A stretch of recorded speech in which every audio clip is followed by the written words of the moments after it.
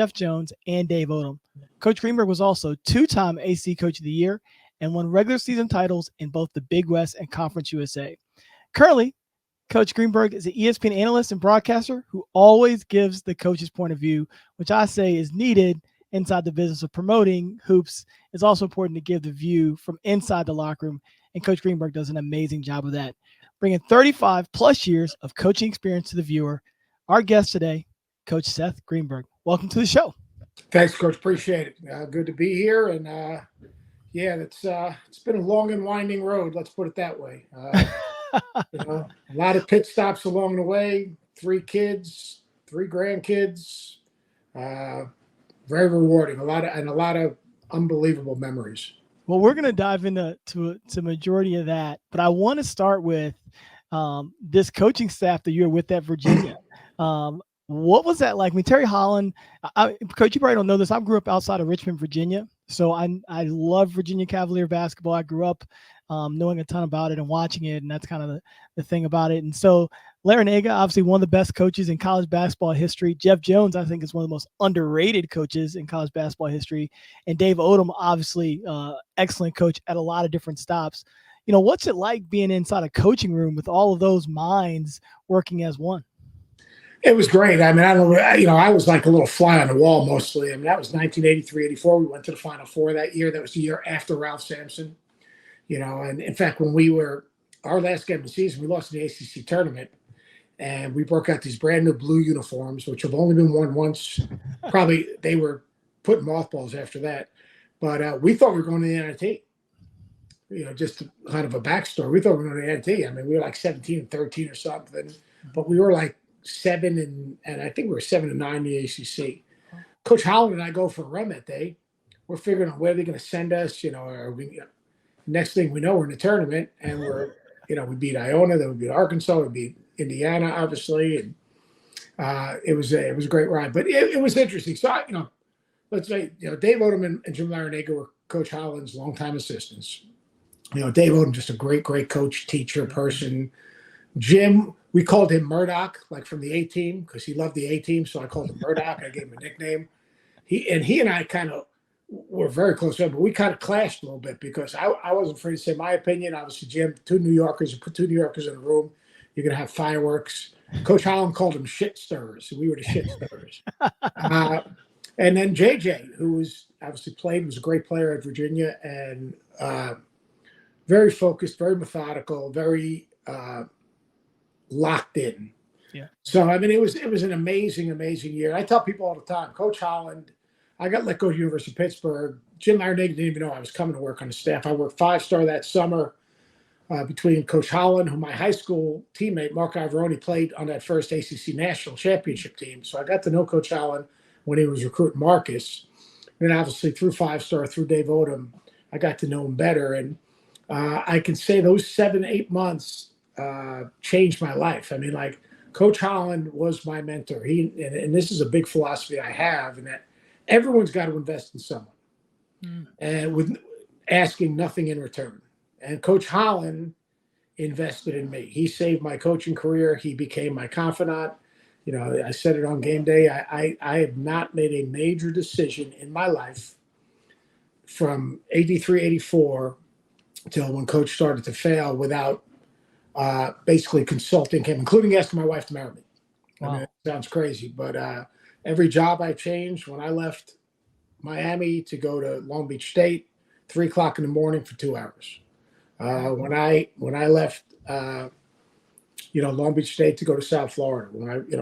He's just always been there as someone I could lean on, and that's really important. I think anyone in a position who can help someone else with asking nothing in return, that was a really, really valuable lesson. So I had great mentors. Dave Odom helped me along the way. Obviously, Coach Holland, the relationship with Jim. But Coach Holland, I helped host his memorial service at JPJ, myself and Ralph, and which was I told Miss Holland when she called me up. I said, that's like the greatest honor that I've ever received. I mean. Yeah. For her to think enough of me to ask me to do that, with all these people on the stage, was kind of like a circle of life moment for me. Yeah. No, and I think, for people to know, like Coach Holland, like obviously you had a chance to work with him and alongside him and build, he was obviously a guy you worked for, turned into a mentor, turned into a friend. I called Coach Holland when I first got the job at Mount St. Mary's, and I was kind of looking at some different defenses and different stuff, and I could speak to his kindness. I mean, he gave me 2 hours that day and said, call me back in 2 weeks. And then he gave me 2 more hours that day. And then he checked back in later that year. Yep. And, just a man of that magnitude. Problem is he was telling you to foul every play, because if you didn't know, all we did was foul every play. He definitely wasn't one to say not to foul, but I just thought it was amazing how much time he gave a complete stranger. He's the best. That's who he is. That's the essence of who he is. He's the kindest, most competitive. Like people, the gentleman coach thing is a little BS. In terms of that ball went up or in practice. Yeah. Like if you saw Coach Holland covering his mouth like this, he was absolutely addressing the officials. Yeah. But he's the best. I mean, when you watch these guys still coaching, do you see some of him, and what are some things that you see from them from Coach Holland? I think that Jim Laranega was interesting because Jim, first of all, he was one of the first people that really got into the psychology part of coaching, the sports psychology. He really bought into Bob Rotella, which he brought that to Virginia. I still remember we're at the Final Four, and we're all in we're all laying on the floor on our backs, and Rotella's doing this imagery stuff with us, and like Coach Holland's cracking jokes to me. It was hilarious, but Jim was ahead of the curve. I think that the poise that Jim Laranega possesses is very similar to the poise that Coach Holland possessed.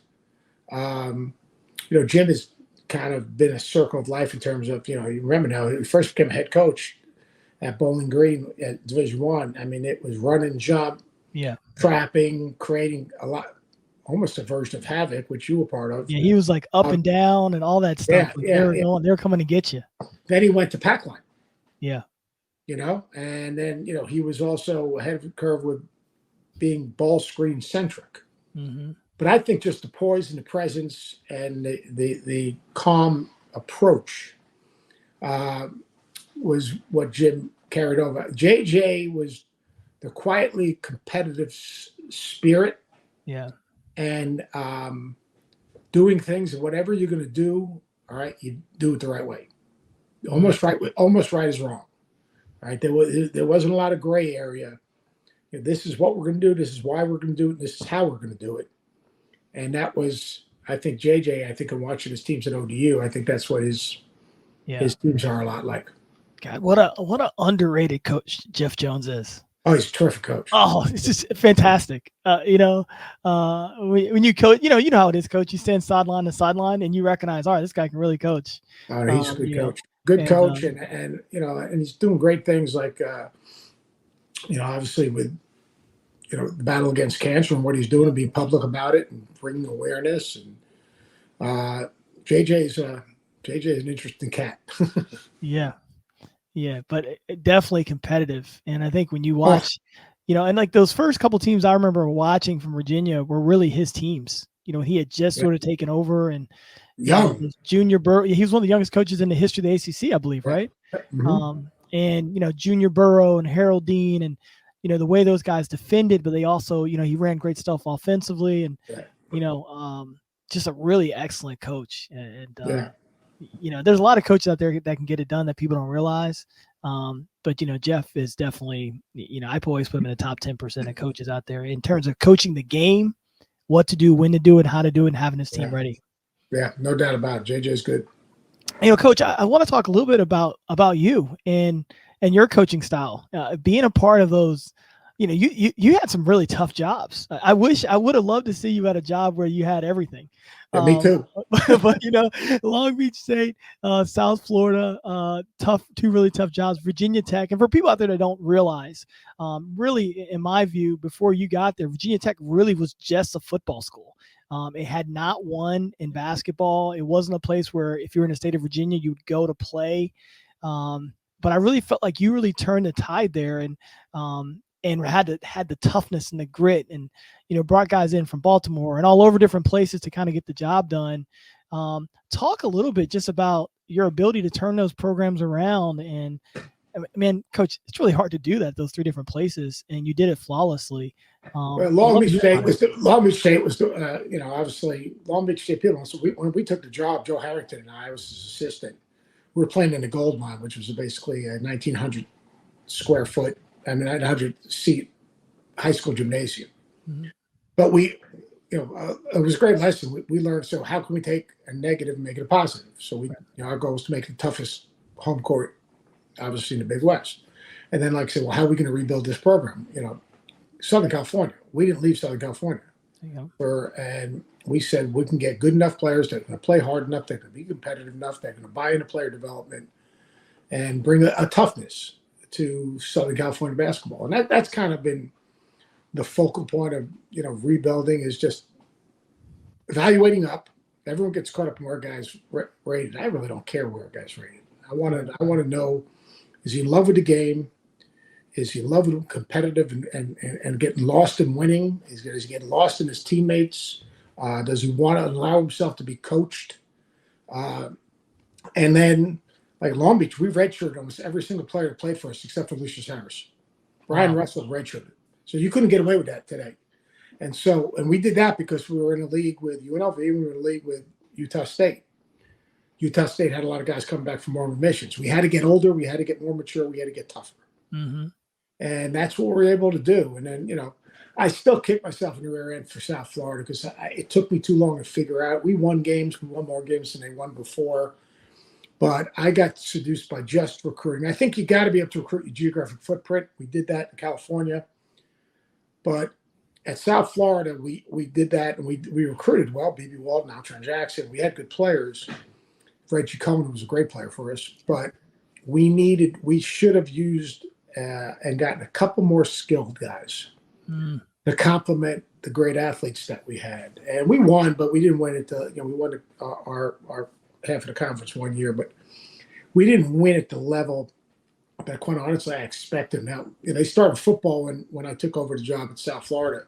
So they slashed our budget the day I walked in the door, which was not a great thing. And but I was late to the party. You got to figure out how you're going to win at every school you're at, because it's different at every school you're at. Yeah.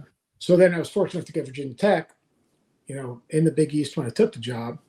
And I just thought, again, geographic footprint meant we had to recruit Philadelphia through D.C., Virginia, North Carolina, and because of Michael Vick, right, Atlanta. Mm-hmm. And, our first year we were fortunate. We signed Jamion Christian from Florida. That was different because I was recruiting him prior. Jamion Gordon was committed, but we got him to recommit. Coleman Collins was from Atlanta. We got him to recommit. So we had a foundation. And our whole concept was, we're not here to be an opponent. We're here to win just like everyone else, whether it was the Big East, whether it was the ACC. Right. We're not here for Georgetown and West Virginia and Syracuse to play. We're here to win games. And that was unrelenting. And that was non-optional. And so we were able to get hard-playing, tough guys. Those two guys, so people kind of saw what Jamion and Xavier did. And then we get Deron Washington, who was way under-recruited. Mm-hmm. It was ridiculous how under-recruited he was. And we recruited in 4-year periods. So I only wanted 8 really good players. So, speak on that. Why only 8? I want a front court sub, a wing sub, and a post sub. And then I want guys that are going to buy into developing, being good teammates, and maybe you can get into that top 8. But I didn't want to. I never thought I could keep 10 guys happy. Yeah. So we wanted those other guys. We'd try to redshirt guys. We try to develop guys. We took some swings at, but basically what I call evaluating up is, you might take a 6'5" center and try to make him a small forward, or maybe a guy had one skill set. So, but then on top of that, when that group was ready to graduate, then we got Malcolm and Jeff Allen and Eric Green and Deron was still around, and that people don't understand. We had to fight. We went through a period. We were the 3rd winningest program in the ACC over 5 years. And we were the winningest 5 years in the history of Virginia Tech. Sure. And I got fired on the 6th year. Right. I mean, and I had Montrezl Harrell coming in, and I started. My people forget now. I started Eric Green as my lone upperclassman. I started 4 freshmen with him. Yeah. Dorian Finney. So I would have had Dorian Finney-Smith, Montrezl Harrell, Eric Green, Robert Brown, Sudarian Rain. I mean, I would have had a monster team, but it's neither here nor there. But I mean, the concept was to recruit those areas. I mean, so, like the piece we found in Atlanta was Terrell Bell. He complemented the other guys. So just get them to play hard, trust each other, respect the game, allow themselves to be coached, because we coached them hard. We loved them as hard. That's the thing. People, the way, like, you can coach guys hard. Yeah. The whole myth about like that, that's the problem in our game today, is that coaches, I go around, I speak to a lot of teams. Coaches are afraid to coach their team because they're afraid their players are going to transfer and be eligible immediately. And I say, that guy doesn't want to be coached, then he can't help you win the game you need to win, games you need to win. You'll win the games you're supposed to win, but to win the games you need to win, you've got to have a group of guys that want to be coached. I used to do a thing, line the guys up at the baseline, say, you want to be coached today, cross the line. So once you cross the line, boom. Yeah, we're in. You were in. And so if you weren't, then we had a problem. And so I wasn't, because I spent a ton of time with our players off the court. And, people would say I'm driven, like Stacey Palmer, one of my dear former assistants. Like, not everyone could play for me, not everyone could work with me. Because I'm going to be driven, because you know what? You're right. Virginia Tech was a hard job when I got it. We didn't have the practice facility. We didn't have an expectation. No one wanted us in the ACC. Our first year in the ACC, people forget, we got to buy in the ACC tournament. We beat Duke with J.J. Redick. Mm-hmm. You know what I mean? Our first year in the Big East, one year we were in the Big East, we beat Georgetown twice, and we beat West Virginia, coached by John Beilein, twice.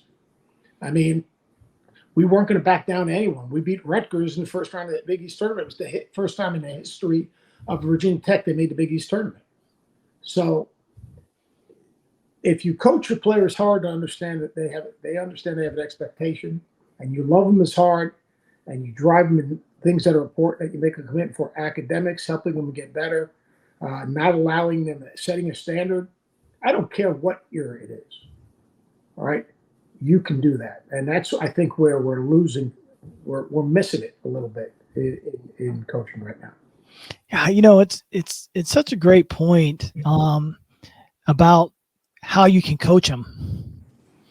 And again, I lived it. I mean, I think it took me a while at GW. A lot of times you say there resonated with me. It took me a while at GW to kind of figure out like how, like, we got the guys in there. Like you kind of say about stuff where we got the guys in there, but it's like, how does it fit into this whole ecosystem of a campus and all these sorts of things? Yeah. How does it fit into the, sometimes you walk in the door and you can kind of get it right away, but there's a challenge in that. And then, when you have like really talented freshmen, and we had a couple, like we may have 3 guys that'll be in the NBA draft conversation next year that won't be at GW, right? But then when they were younger, I definitely ran into that. You're trying to coach them hard, and because they have sort of the out, it's a line you're trying to dance on, and I don't like dancing, like I want to be able to just tell you what I need to tell you so we can move on. Yeah, and the parents are harder, because the parents right now, especially with NIL, which is not NIL, let's face it, it's pay for play. Let's call it what it is. Let's enough of it. With the collectives, it's pay for play. End of conversation. You play Kentucky, you got NIL. You play North Carolina, you got NIL. There's about 25 schools that, not everyone can be an influencer. Right. He's going to be an influencer. Well, like, if everyone was an influencer, like, there's not enough money for everyone to be an influencer. Right. So, I mean, it is different. But if you're not demeaning, and you're demanding, and you're challenging, and you're upfront in the recruiting process, like I tell people, first thing, boom, I'm going to coach you hard every single day. I'm not going to have bad practice now. I said, I'm going to be ready to go. We come in pre-practice, all right, I'm going to be ready to go. All right, that just, and you know what? You need to be ready to, because, be ready to go with me. Because you can't pick and choose when you're going to, be accountable and responsible and work hard. To become what our mantra was: the hardest playing, toughest team finds a way to win. But you got to be that team every day. Like, you can't pick and choose whether, like, it's Wednesday. We don't play till, we're off this week. We can play this Saturday. I'm not going to be the hardest playing, toughest team today. Well, that's great. Then you know what's going to happen? some point in Saturday, you might give into that because it becomes a habit. Because it's hard. It's hard, and I still think it can work today. I think honestly, I think if I got a coaching job today, I'd be 10 times better than I was, because I would also give a little bit more. We were very disciplined defensively, but I'd give a little bit more freedom conceptually. Offensively, we played really fast. We played fast off turnovers, but we would play more, more conceptually and early, and I would be much better. So in my last year when I got let go, we lost every single 2-point game. It was my mistake. I just wanted to get my team to play really hard, be competitive, defend, because it worked with Zabe's team and Jamion's team. It worked with Malcolm and Jeff's team. And this team wasn't as tough yet.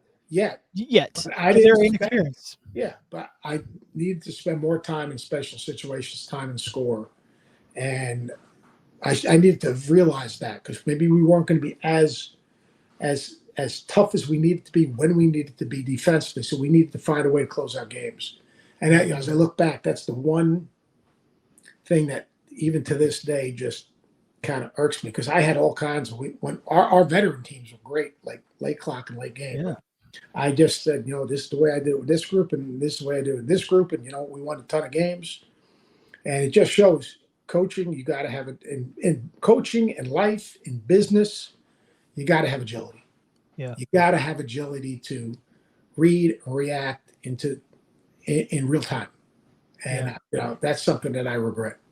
Let's stay along those lines. Not of regret, but things that you would do differently. Like one of the things that, and I want our audience to know, like Coach gets out and sees a ton of practices through the year, even before the season starts.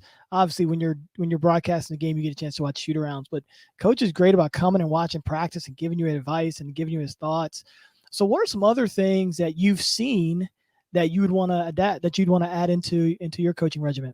Yeah, it's been great. I mean, I do about 25 practices. I came and watch you guys. I do about 25 practices a year in October. Some of them are tied into speaking and things of that nature that I've been fortunate to do. I think the biggest thing is make miss indifferent. I play faster with more flow. Who's doing the best job of that right now, you think? In flow, I mean, really the best job is probably Mark Few. Mark Few. Now, watch Kentucky this year. I'm just going to give you a heads up. Yeah. Watch Kentucky this year. They're going to play with great flow. I think Bill Self does a great job of flow. Yeah. I think he does a great job. Bill Self's really, really good. I mean, terrific. Terrific. And he's hard on his guys. He's sarcastic on his guys. But he doesn't ever cross the line. He's a great teacher. He's innovative. Talk about late game situations. He's unbelievable. Yeah. I would really, really focus on not stopping practice as much. And if I did, get in and out quicker. So the practice would have a greater flow. Like, if you want your team to play with flow and you want your team to play with pace, you can't stop every, like ODOs. I would let things stop, maybe even have a smart board right there, and then boom, and then get right back, or send a message. Chris Beard, for his incident, I would go down there every year for 2 days. Yeah. And Chris Beard had a really good ability to quick message, get out, get back to work. I mean, so they never lost that momentum of practice. So I would do a lot more of that. I would do a lot more 4-minute, 5-minute games, especially now. You got to understand, you can put your whole system in the summer. Yeah. You know what I mean? You can put all your concepts in the summer. So, like, you should be able to, like in the old days, you had those scrimmages. So, you wanted to have stuff ready for the first scrimmage. And then, and again, we scrimmaged Georgetown every year with John was there, and we scrimmaged Coach Odom when he was at South Carolina. So 2 very different scrimmages. But like, for Georgetown, we never did it. Like, we would do we each get 5 to start with the ball at half court.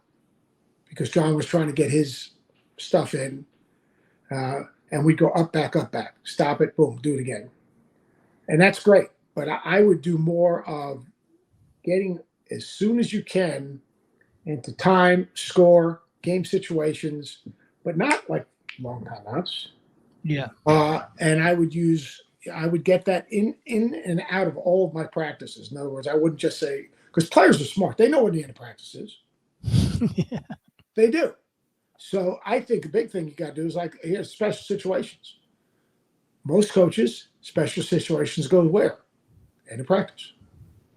Why do the end of practice? Players don't. They some of those guys have 1 foot in, 1 foot out by the time. Yeah. Why wouldn't you put that, in the first hour practice, where you've got literally no distraction to tell the folks. Now, look, I'm going to do stance. I'm going to do closeouts. I mean, the foundation of our defense was closing out and moving on the air time of the pass. So we were going to do that no matter what. Now, I wouldn't do it as long. Like, I was Virginia Tech. We did 45 minutes of half-court defense. Oh, wow. Straight. And it was every day. I mean, game day, we'd go through 3 closeout drills game day, full speed, live. Game day, we'd guard every action twice, live. And that's another thing. I might not do. I do maybe. I got this from Jay Wright, and that is maybe more on the film side, more rest. Not load management, but recovery day, which would be mental. I would do a ton more shooting, and we did our individual workouts, but I'd still even. Like shooting off of concepts, I would do a ton more within my practice.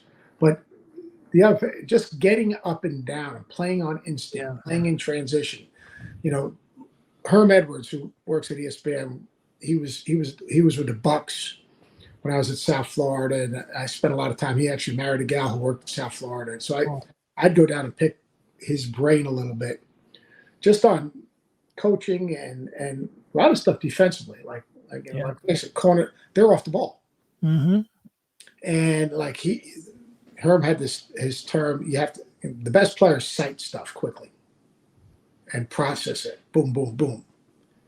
And like, you've got to go live to sight stuff.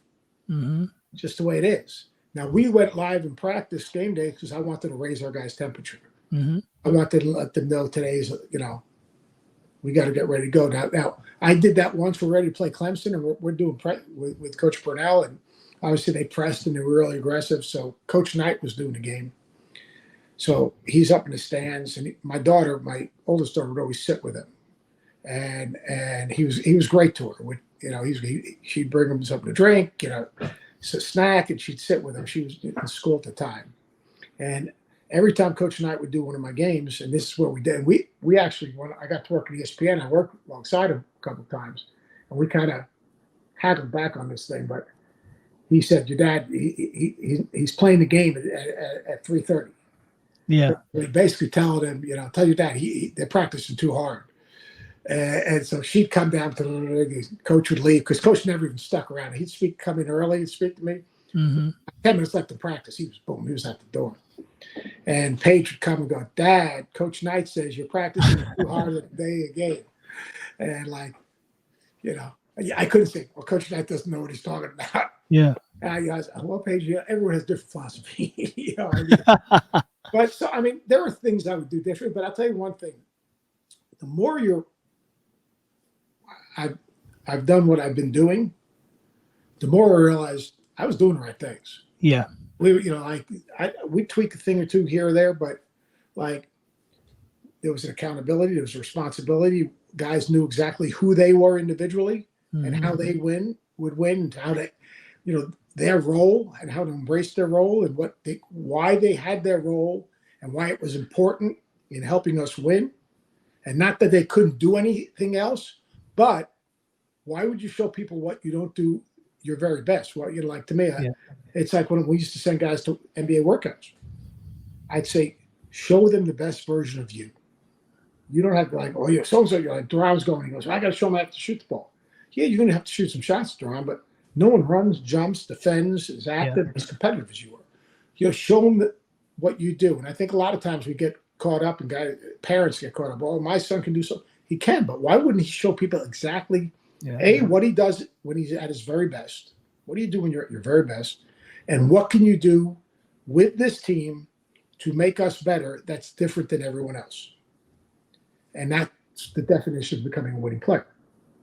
And that's that's another thing that we've lost, because everyone thinks it's a rite of passage to go to the NBA. And that's the most exclusive club in the world. Yeah. Everyone's talking about NBA, when they probably should talk about NBA. Yeah. That we've lost track of the value of an education. We've lost track of, like parents. I'm talking guys, parents don't want to know about academic sport anymore. Yeah. Role, playing time, NIL.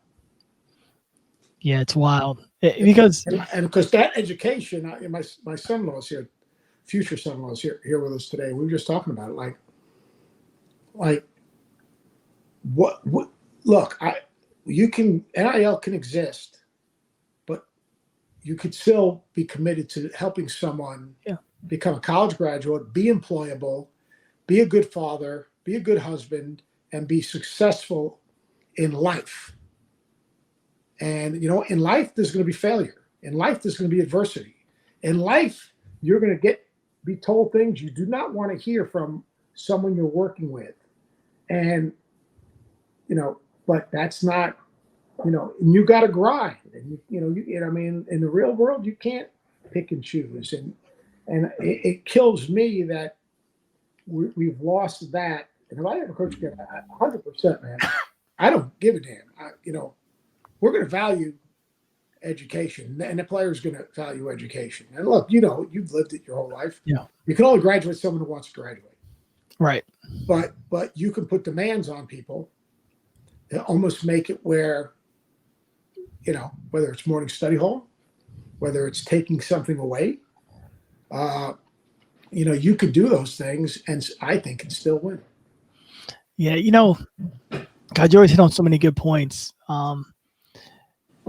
The education thing, my parents are both educators. Education's super important to me. I think that should be the center of college, whether it's college basketball, college baseball, whatever. Right. And I do feel like we're losing that in the sense of saying that everyone can be an influencer. Everyone can be this or be that. And, I've had some really good teams. You've had some really good teams. And none of those players can be NBA players. They might just be great college players and great people. And there's skills that you're learning in college that are super valuable. And again, I'm not one who's against NIL at all. Either am I. I would love for people to not make that the only goal, to figure out how to maximize all these things together. And I definitely feel like, I think I heard something like 90% of NIL is through the collectives. Yeah, it's paid for play. And right. And I can't understand why we allowed collectives to even exist when we talk NIL, right? If you want to be an influencer coach, go be an influencer. See, that's a true market. The collectives are making the market. The players are not making the market. Yeah. And where the market is obviously the transfer market, because it's more of a proven commodity. So now you're having high school kids that are losing opportunities, which is really, really hard. Yeah, I have no problem. I'm all for the NIL. That's the people, I get these people on social media, and they don't get it. It's like the transfers thing today. You see guys transfer multiple times, and then on the third time they're transferring, they're looking at 7 schools. Like, dude, you should, when you transfer, you should not allow yourself to be recruited. You should find what's important to you: style of play, opportunity to play, role, education. Whatever it is, you got to figure out what's important to you. And then which school offers you that best out. You can't look at 10 schools. Like, I'll tell you one thing. When I recruited a kid that was down to like 10, I walked. Yeah. A kid, you just can't, and so I'm all for NIL, but and the collective thing is hard. It's a really it's unrealistic, because I really believe so. These kids are doing well, and a lot of guys are making a significant amount of money. These guys aren't NBA players. They got to go to Europe. We know Europe, and you've had players go to Europe. It isn't about potential like the NBA. Right. It's about productivity. Yeah. So say a kid's making $250,000, $200,000, $150,000. Now they're going to Europe and they're making $70,000. Right. All right, after taxes and everything else. All right, and say they get cut because there's a good chance if you don't produce, you're going to get cut. Absolutely. I worry about the mental health aspect of it. Like you take a kid who's making $400,000 in NIL in 2 years of college, which is great. We know $400,000 a year is really, probably $300,000. Mm-hmm. You buy a car, you try to do something nice for your family. You're not putting money away. You're paying your taxes. Now all of a sudden, say maybe at the end of those 2 years, you have $100,000 in the bank. Yep. Maybe, who knows? Maybe, Now you're going overseas because so you're crushed. You're not a pro. You get cut in NBA Summer League. No one's signing you to a two-way, and now you're going someplace that no one speaks English, and you're making $70,000. You're not flying on charter planes. You're not staying at Ritz-Carltons. You're not going to Ruth's Chris. You're not getting sneakers every time you sneeze. All right, you're paying for them. All right, or unless your college coach continues to take care of you. Mm-hmm. And where's the mental health? And you don't have your degree yet. Right. All right. Where's the mental health aspect? Or these kids that are going to overtime elite that aren't NBA players, that aren't going to college, and then they fail. Where do they go back to? Yeah, agreed. Where do they go back? What are they part of? Or a kid who transfers 3 times. Like I'm doing the TBT. There's a lot of these guys that have transferred away from their original school multiple times, and now are playing for the original school they went to, which I think is really, which has been really fast. Which I think, I actually, it makes me feel good because at least that's where they have roots and they feel part of it. But I mean, all those, like we talk about mental health, and mental health is real, but we're almost empowering or putting young people in situations where they have a greater opportunity to fail.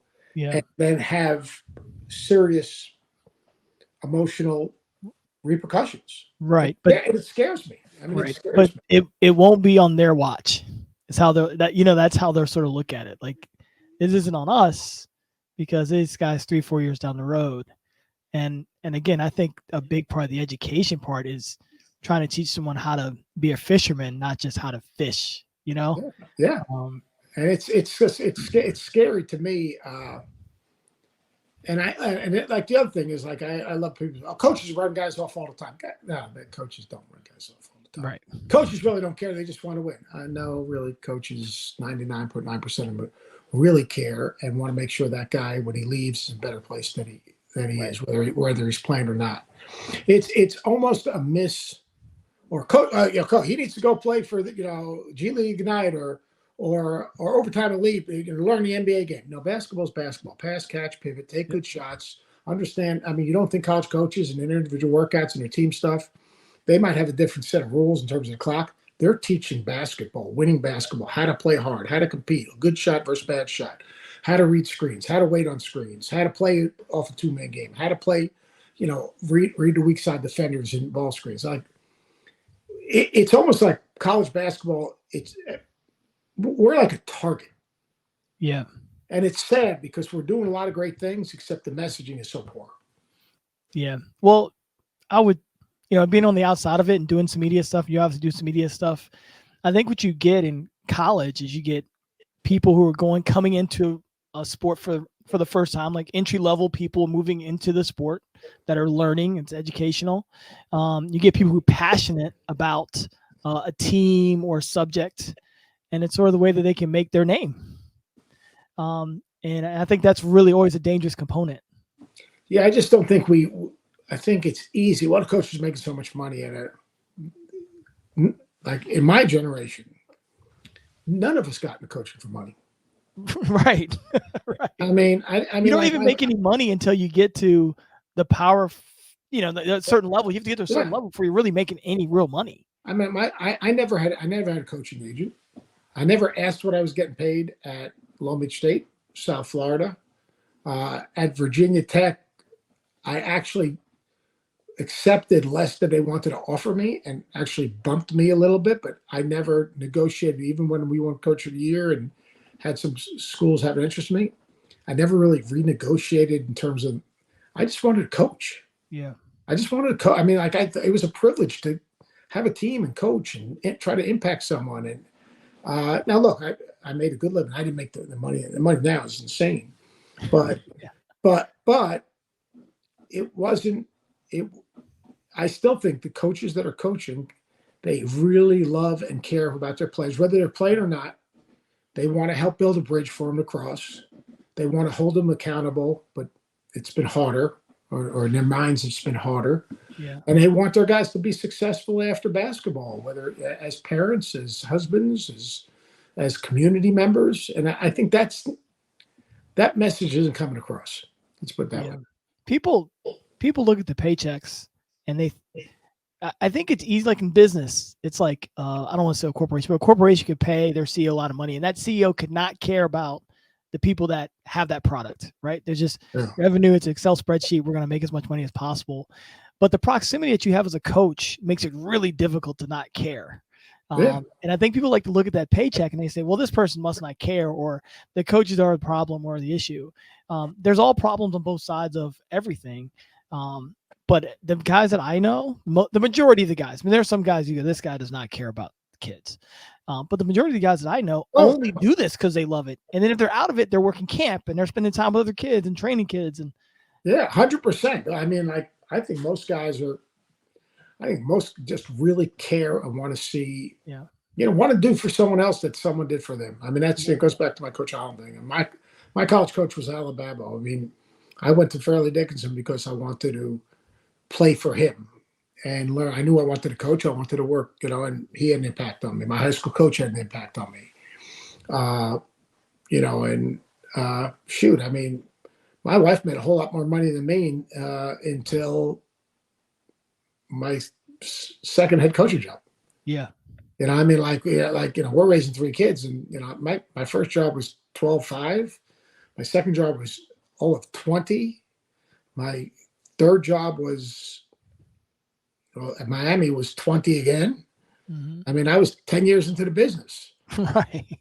I mean, it's not what everyone thinks, but look, I've been so I don't take for granted one day my journey, the people that impacted me, whether it's in my coaching career or now what I'm doing TV. Like, I work with the greatest people in the world. All they want us to do is have a good show. That's all they want us to do. And you got a group of people. There's no hidden agenda. Hey, researchers, producers, directors, they just want you to have a good show.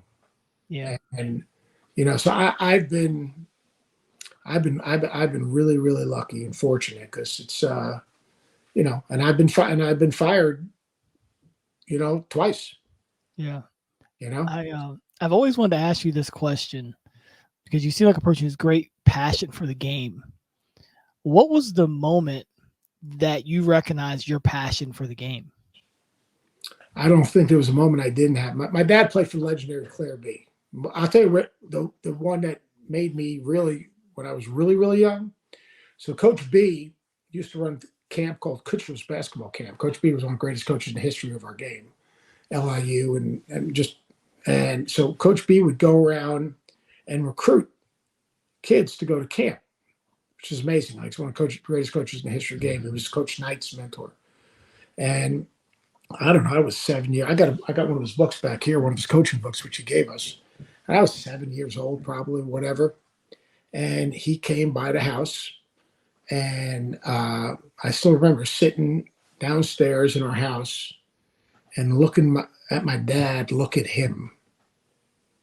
And they're talking about, and the conversation was above my head, but it was seeing my dad look at him the way he looked at him, and hung on every word.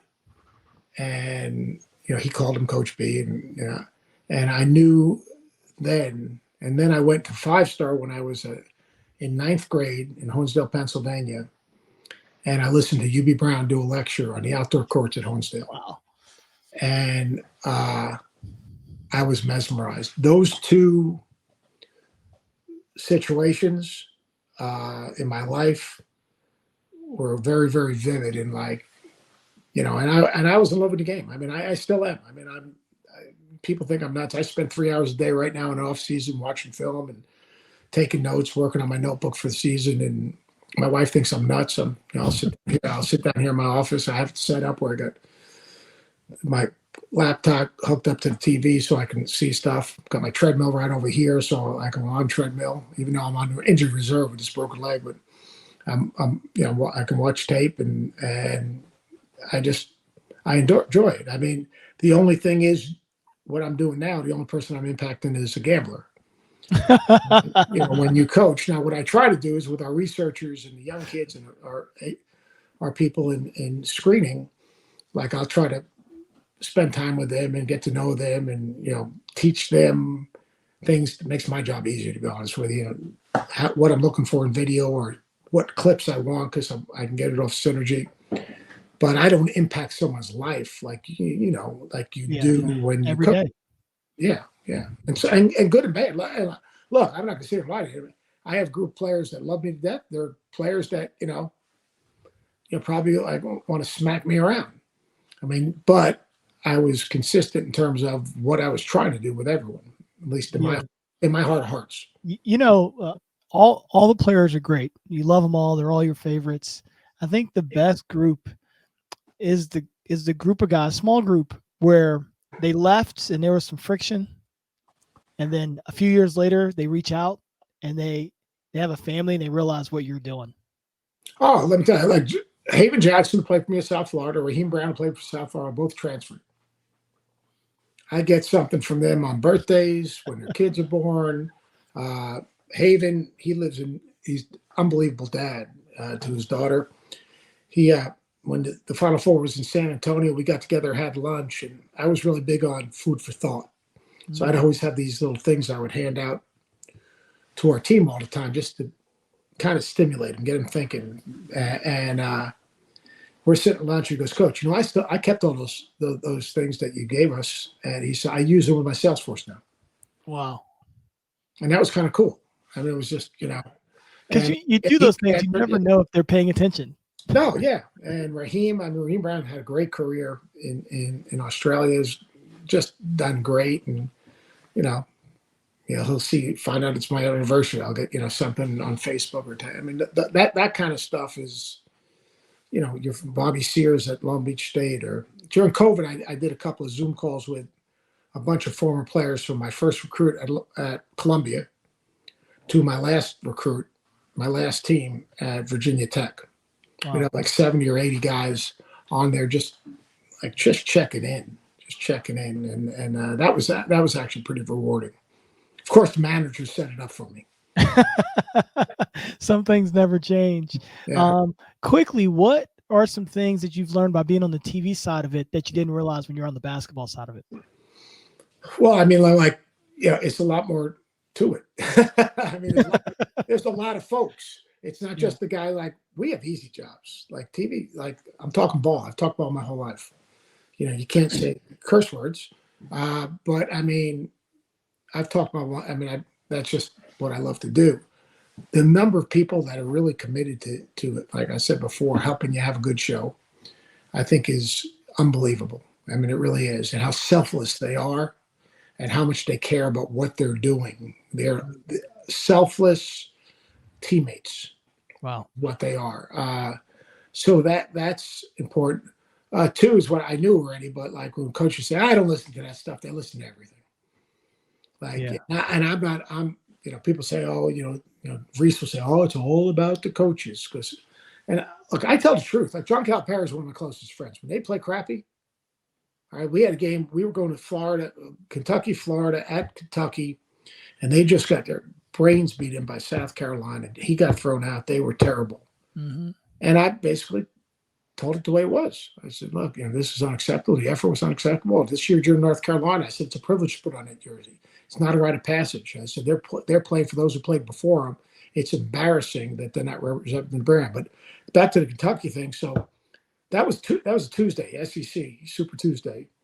I go to Lexington on Thursday to go early to watch practice, and everyone's like, people in the Big Blue Nation are killing me. Oh, how disrespectful, this and that.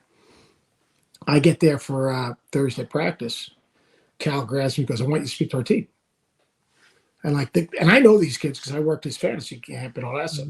And like, so I knew him. He go, you sure? He goes, yeah, they all heard. I played your piece after the game to him. Said, I want you to just look him in the eye and explain yourself. And I walked into their film room, and like I guess how you doing? And I was honest. And that was right. That was Shea Gilgeous-Alexander, Kevin Knox, and that group. And I just told him, I said, like you guys got to play like you're lost in each other. You got to play. You guys got to do what you do well. You guys got to trust each other. You got to respect the other guy brings. I said, Kevin Knox, how many points you score in high school? He said, I don't know. I said, you're full of shit. You know exactly how many points. Yeah. He told me it was like 2,500. It was crazy. I said, he's going to get shots. Yeah. Shea Gilgeous, I said, like, coach put the ball in your hand. That means it's your team. It's your team. Yeah. And I just went right around the room. I just said, I think the world of you guys. I said, it's hard to watch when you guys don't respect each other, respect the game. Yeah. And so, I mean, I've had to say stuff about my dearest friends. I tell the truth. And like Cal grabbed me. I said, man, is that all right? He goes, look, you don't have an agenda. There are scorpions out there. There are guys that have agendas. They're just waiting for certain guys to fail. Mm-hmm. All right. And there are guys that don't know what they don't know. That's just the way it is. I mean, and that's not, you coach, well, it is a little different when you're living it 24/7, 7 days a week. Yeah. Or 12 months a year. But as long as you tell the truth, then, that's fine. I try to say things at half times, and that's where a coach could play it back to his team because it's the same messaging that he's saying to his team. Yeah. And that happens. And that's when I know that I'm being fair and honest.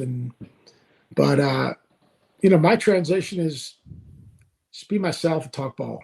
And I've been fortunate working with Jay Will, working with Alfonso, working with Jay, working with Reese, you're working with pros. So, I mean, it's easy. Even though like Billis and I, we surely don't look at the game. We look at the game pretty similar. We look at the profession through the same prism. Jay Will and I don't look at the profession through, coach, things through the same prism. But we can agree to disagree, and we can be respectful doing it. And after it's done, even if we're, we go to dinner and laugh and, to me, it's just a respect. And, I'm as driven now as I was when I was coaching. And like I said, Stacey Palmer had the greatest line. I said, Coach, if someone's not driven, they shouldn't be around you. Yeah. That's just the way it is. He said, now like all those guys, JR and Stace, when it hits some detours and bumps in the road, we talk all the time. But I'm supposed to be this killer guy on coach. No, but I'm driven, man. I'm driven. I have a fear of failure. There's no doubt about it. And I am a hard charging, grind every single day, take no days off, find solutions, not problems. That's, but I tell people who I am before they work with me too. And, some work, some don't work. I mean, it is what it is. So last thing I have for you, we do this thing on last call. It's the end of the night. The bartender rung the bell, last call. You've got two people beside you. On the left side of you, you have someone who's retired. On the right side of you have someone who's still actively working and no family. What two people? Yeah. No family's the key, because if I didn't say my wife, I'd be in trouble. No family. So you're off the hook with that. You can blame it on me. Probably retired.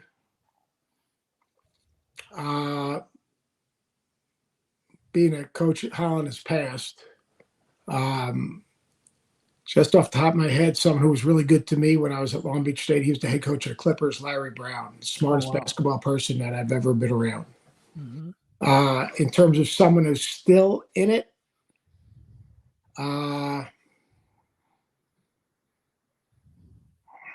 that's in college or NBA or could be anywhere. It doesn't even have to be in basketball. It could be the whole spectrum. The whole spectrum. I don't want to just throw a name out because that's disrespectful to a person that might be, I would say who's still in the profession. Mm-hmm. It would be either, I mean, just two of my dear friends, either Izzo or Cal, just because they both entertain me on a daily basis.